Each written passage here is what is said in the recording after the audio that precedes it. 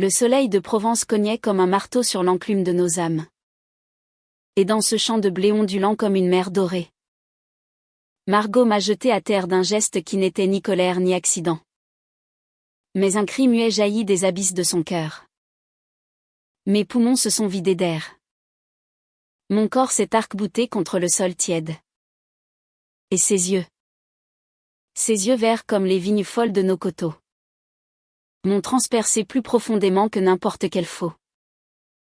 Dans ce silence assourdissant, plus éloquent que les hurlements des moissonneuses lointaines, j'ai compris que l'amour, cet amour maudit et magnifique qui nous liait depuis l'enfance, n'était plus une ombre furtive mais une tempête prête à tout emporter. Élise. C'est moi. 25 ans à peine. Revenue de Paris comme une feuille morte chassée par l'automne. Pour affronter les fantômes de notre ferme familiale près d'Avignon. La ville m'avait promis la liberté. Ces rues bruissantes où les corps se frôlent s'enchaînent. Où j'avais appris à embrasser des femmes dans l'ombre des cafés enfumés. À murmurer des secrets à des inconnus qui sentaient le vin et la nuit. Mais ici, au cœur de cette Provence âpre et généreuse, la terre elle-même semblait conspirer contre moi. Me renvoyant à Margot. Ma tante. Cette femme de 45 ans qui avait élevé la famille après la mort prématurée de mes parents. Elle était le pilier. La faux qui tranche sans pitié. Les mains noueuses qui caressaient les épis comme on caresse un amant.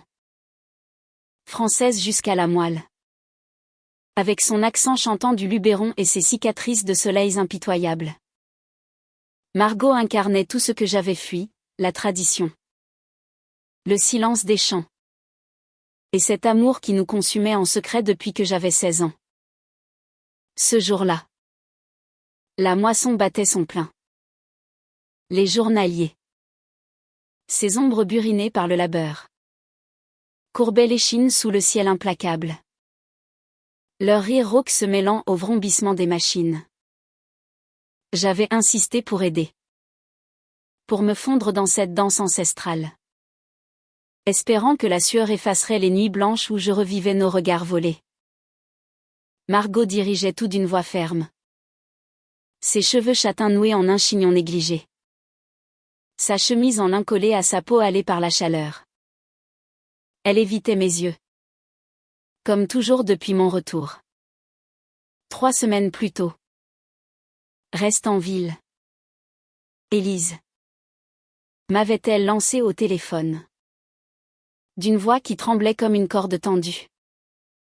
Mais j'étais venue. Poussée par un appel plus fort que la raison, le sien. Implicite. Dans ces lettres froissées qu'elle m'envoyait encore. Pleine de nouvelles sur les vignes et de silences lourds de non-dits. La faux siffla près de mon oreille. Et je trébuchai sur une gerbe mal ficelée. Le sol me rattrapa brutalement. Et avant que je ne puisse me redresser. Ses bottes usées apparurent dans mon champ de vision brouillé. Lève-toi. Grogna-t-elle. Mais sa main s'attarda sur mon épaule. Un contact électrique qui fit jaillir des étincelles dans mes veines. Je levai les yeux.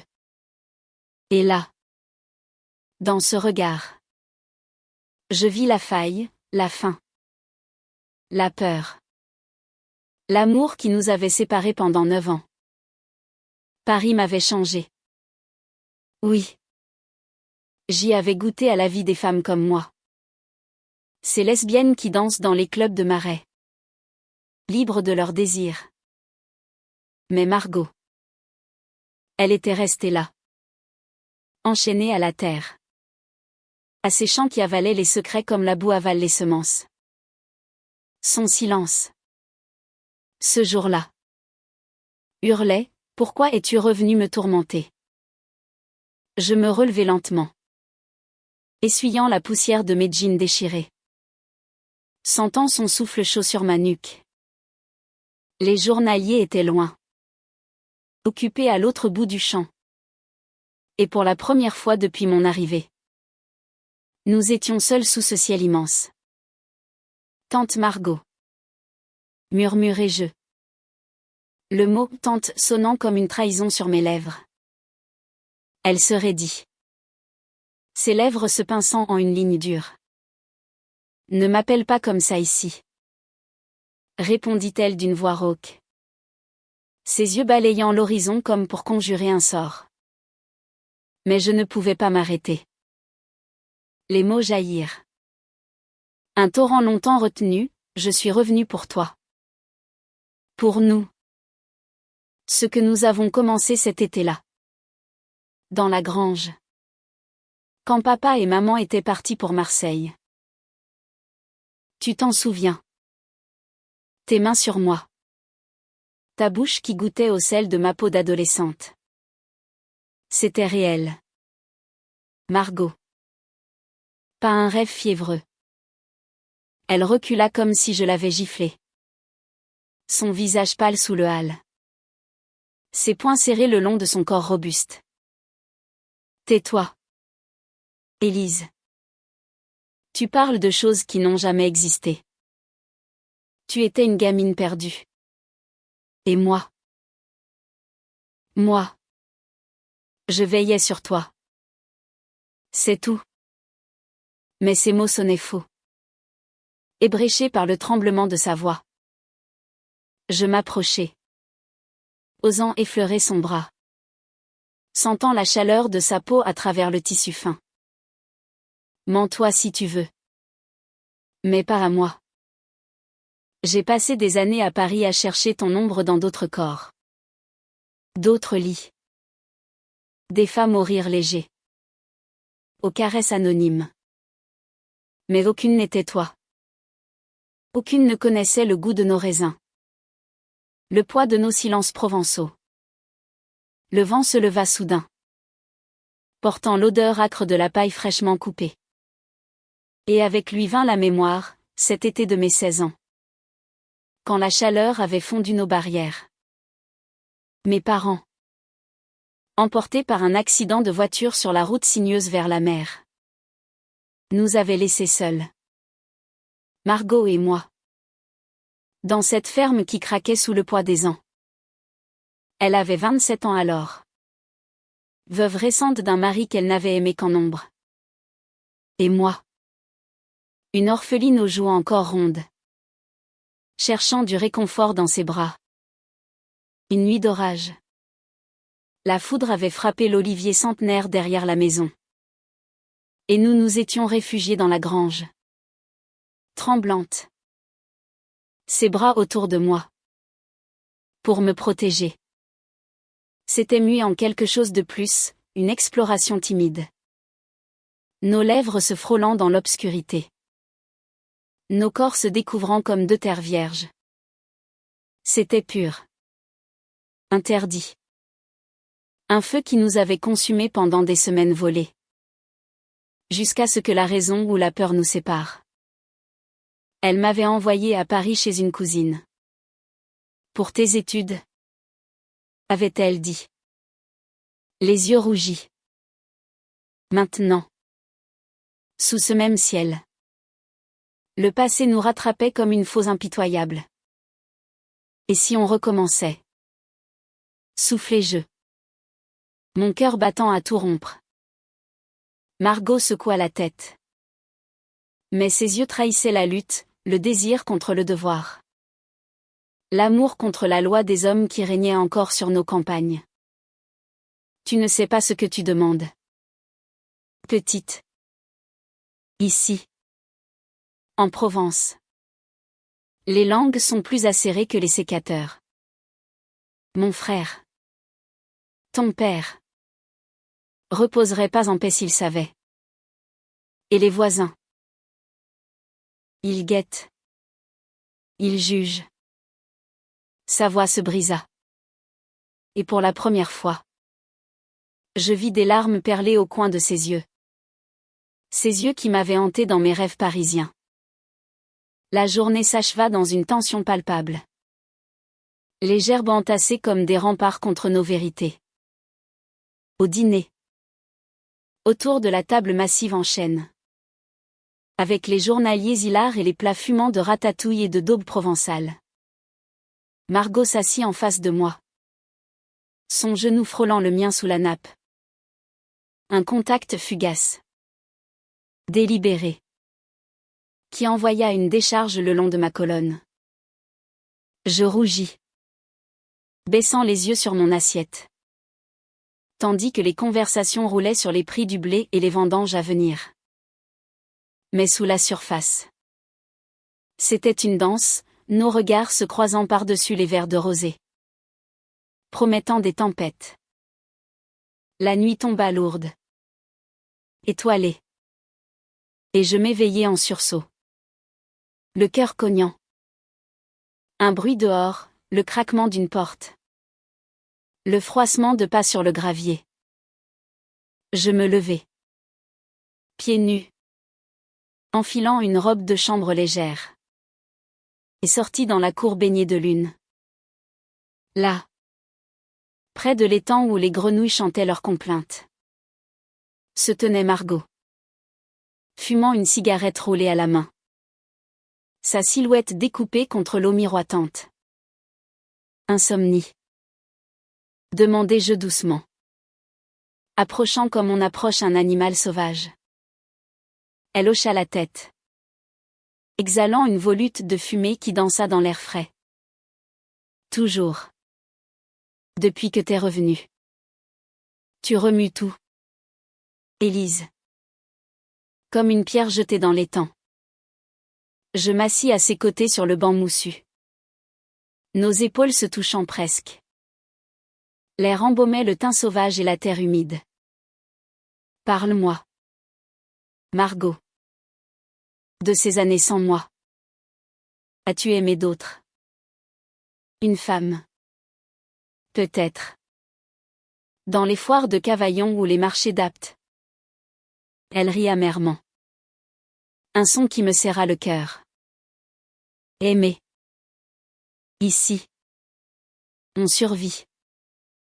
J'ai enterré mon mari. Élevé la ferme. Veillé sur les souvenirs de ton père. Et pour l'amour. Il y a eu une ombre. Une fois. Une cueilleuse espagnole.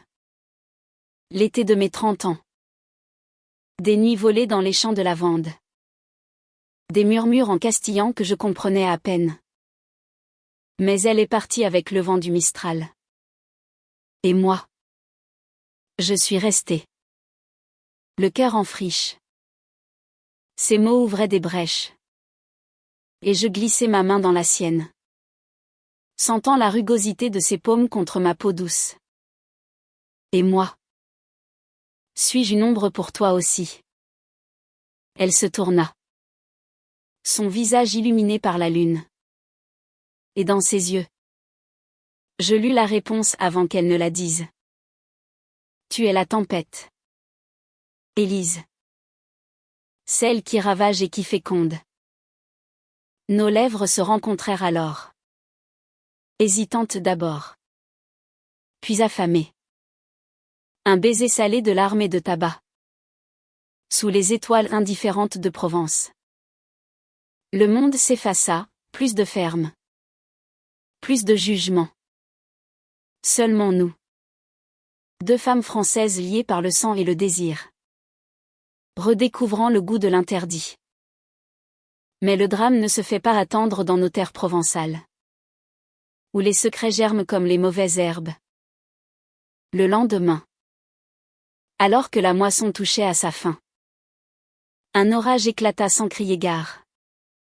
Des trombes d'eau transformant les champs en bourbiers. Les journaliers juraient en occitan. Courant abriter les machines.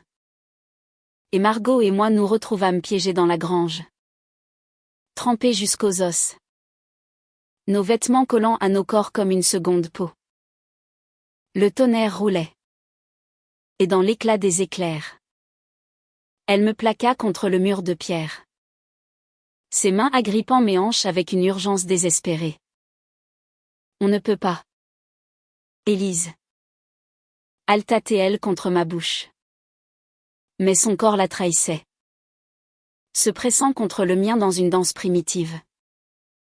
Nos souffles se mêlèrent. Nos lèvres se reprirent. Et pour la première fois depuis des années, nous nous abandonnâmes pleinement, ses doigts explorant mes courbes avec une tendresse rude. Forgée par le labeur. Mes mains défaisant son chignon pour libérer ses cheveux en cascade sauvage. C'était l'extase et la douleur entrelacées. Un amour lesbien qui défiait les normes de notre village conservateur.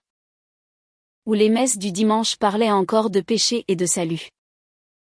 Mais au milieu de nos gémissements étouffés par le grondement de l'orage.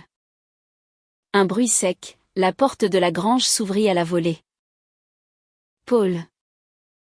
Le contremaître quinquagénaire. Borgne d'un œil et bavard comme une pie. Se tenait là. Bouche bée. L'eau ruisselant de son chapeau. Madame Margot. Élise. Qu'est-ce que... Sa voix s'étrangla. Et dans un éclair, je vis le jugement se cristalliser sur son visage buriné. Margot se rhabilla en un clin d'œil. Son masque de fermière impassible reprenant sa place. Rien à voir. Paul. Une glissade dans la boue. Va sécher toi. Et boucle-la. Mais il recula. Les yeux écarquillés. Et je sus que le poison était lâché. Les rumeurs se propagent plus vite que le Mistral en Provence, d'ici le soir. Le village entier saurait. Le curé. Les commères du marché. Même la vieille veuve qui vend des herbes au bord de la route.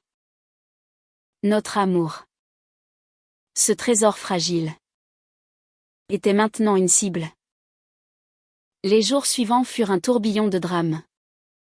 Une spirale où chaque regard pesait une tonne. Paul n'avait rien dit ouvertement. Mais son silence était éloquent. Et bientôt, les journaliers chuchotaient. Leurs œillades en coin me brûlant la peau. Margot se referma comme une huître. Travaillant du lever au coucher du soleil. Évitant mes caresses nocturnes. C'est fini. Élise. Me lança-t-elle un soir. Dans la cuisine où la soupe refroidissait sur la cuisinière. Tu dois partir. Demain. Reprends le train pour Paris. Cette ferme n'est pas un endroit pour nous. Ces mots me transpercèrent comme une lame. Et je m'effondrai en larmes. Agrippant son tablier taché de terre. Et toi? Tu vas crever ici. Seul. À pourrir dans tes regrets. On s'aime. Margot. C'est plus fort que les ragots. Que la famille.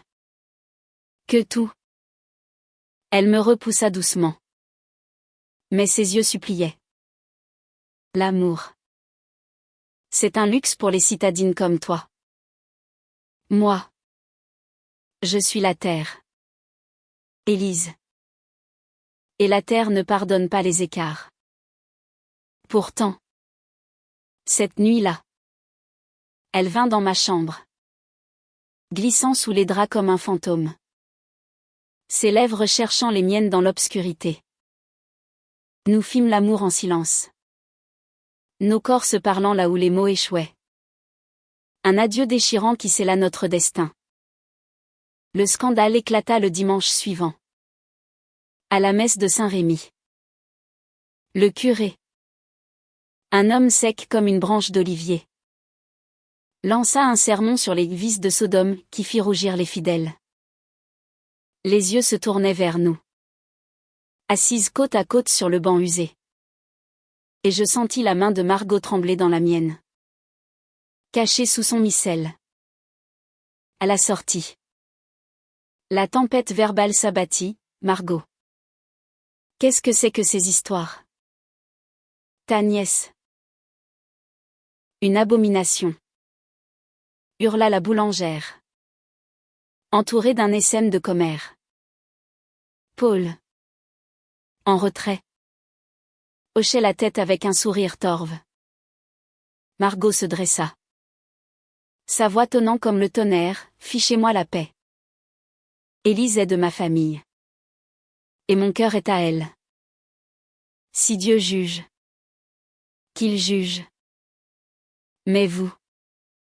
Bande d'hypocrites. Avec vos adultères cachés et vos jalousies mesquines. Rentrez chez vous. Le village se tut.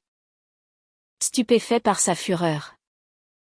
Mais les conséquences furent immédiates, les journaliers désertèrent. Les commandes de vin s'annulèrent. Et la ferme sombra dans le chaos financier. Nous luttâmes côte à côte. Réparant les machines cassées. Vendant nos propres raisins sur les routes poussières. Nos nuits se muant en refuge de tendresse où nous rêvions d'un ailleurs. Allons-nous-en. Proposai-je un soir. Enlacé contre elle dans le lit qui avait vu tant de générations. À Paris. Ou en Bretagne. Là où personne ne nous connaît. On recommencera. Toi et moi. Une vie libre. Elle hésita. Caressant mes cheveux. Son souffle chaud contre ma tempe. Et la ferme. Les vignes de ton père. C'est notre sang. Élise. Le climax arriva lors de la fête de la moisson. Ce rituel païen masqué en célébration chrétienne. Où les feux de joie illuminent les collines et les danses libèrent les âmes. Le village. Malgré les rumeurs. Nous invita par défi ou par pitié. Et nous vînmes. Main dans la main. Défiant les regards. La musique occitane pulsait. Les vers de Mistel coulaient. Et sous les étoiles. Margot m'entraîna dans la danse. Nos corps se mouvant en harmonie parfaite. Un ballet d'amour qui fit taire les murmures. Mais Paul surgit. Ivre. Son visage tordu de haine refoulée. Salope. Tu as ruiné cette femme respectable. Cracha-t-il. Me poussant violemment. Margot bondit. Le plaquant au sol d'un coup de poing magistral. Son cri déchirant la nuit, touche-la encore. Et je te tue. Elle est mienne. Entends-tu? Mienne pour toujours. La foule se figea. Puis un applaudissement timide naquit. Grandissant en un rugissement. La boulangère elle-même s'avança. Essuyant une larme, vous avez du cran. Margot. Et Élise. Ben. L'amour. C'est l'amour. Non. Le village. Ce vieux cœur provençal battant au rythme des saisons. Se fissura enfin. Laissant entrer la lumière. Paul fut chassé. Et avec lui. Les chaînes du passé. Nous sauvâmes la ferme ensemble. Transformant nos vignes en un domaine bio. Attirant des touristes curieux de notre histoire d'amour lesbien qui défiait les traditions. Margot apprit à sourire sans ombre. Ses mains calleuses devenant tendres sur ma peau. Et moi. Je trouvais en Provence non plus une prison. Mais un foyer. Notre silence. Jadis lourd de peur. Devint un langage de regards complices. De caresses volées dans les champs. L'amour. Cet amour de deux femmes françaises. Nous avait brisés pour mieux nous refaire. Prouvant que dans la terre généreuse de Provence. Même les amours interdits peuvent fleurir en éternité. Et ainsi. Sous le soleil éternel. Nous marchâmes. Liés. Vers un horizon où le jugement des hommes s'efface devant la vérité du cœur.